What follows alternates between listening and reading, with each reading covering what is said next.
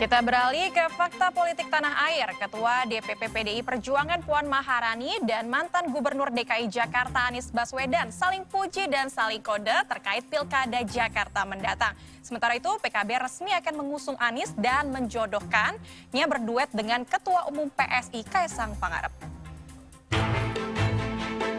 Mantan calon Presiden Anies Baswedan kembali tengah jadi sorotan lantaran memperoleh beragam sinyal dukungan untuk kembali maju dalam Pilkada 2024. Meski bukan kader partai politik, nama Anies dipertimbangkan oleh sejumlah partai.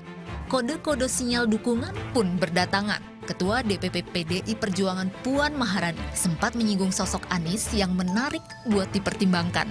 Menurut Puan, PDIP realistis soal peluang mengusung kandidat yang akan bertarung di Pilkada. Sebab setiap daerah punya dinamika politik yang berbeda, khususnya Jakarta. Kita partai politik khususnya PDI Perjuangan siap bekerja sama dengan siapapun, khususnya setelah melihat peta lapangannya seperti apa. Tapi kalau di Jakarta lebih mengutamakan kader internal atau kader eksternal, yang penting elektabilitasnya mungkin?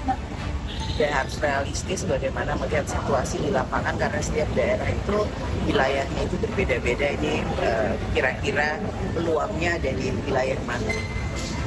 Ya. Nama Pak Anies juga katanya tarik juga ya? Iya, menarik juga Pak Anies.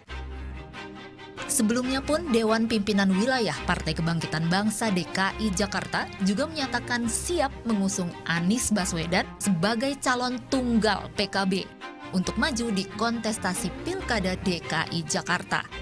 PKB terbuka terkait nama yang akan menjadi wakilnya, termasuk bila disandingkan dengan Ketua Umum Partai Solidaritas Indonesia, Kaisang Pangarep. Mas Kaisang mau menjadi wakil Pak Anies kan?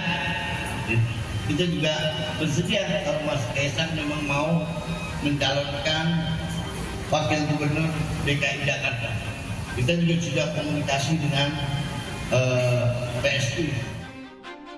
Kaisang sendiri menyikapi santai usulan DPW PKB yang inginkan dirinya jadi calon wakil gubernur mendampingi Anies Baswedan.